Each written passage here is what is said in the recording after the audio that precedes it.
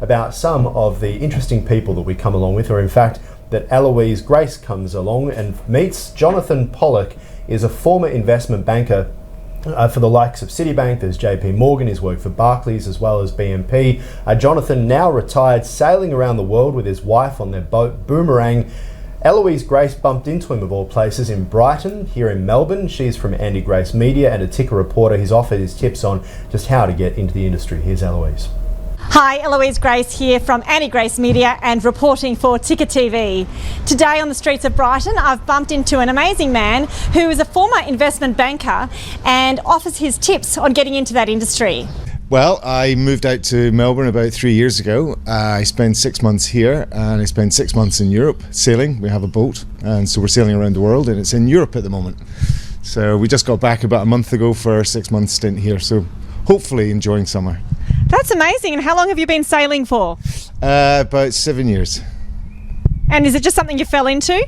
Well, got to use your words carefully when you talk about falling on a boat. Yeah, it was something that we saw about 8 years ago and decided that's what we wanted to do. So when we gave up working, we bought the boat, and we're just in the process of sailing it around the world. That's amazing. And can you tell me what you used to do before you retired?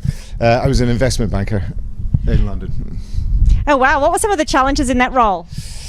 Well, making money and keeping ahead of regulations and keeping updated with regulations, keeping the clients happy, and making money. And what did you need to study to do that, or what context did you need to get into that industry? Well, I did economics and accountancy at university, and I went into London to do specifically foreign exchange in London, and I did that for 28 years. Was it a really high pressure job? You could say that, yes. And what would you say to students graduating from university now wanting to go into that area? What tips or advice can you give them to help them get their first job?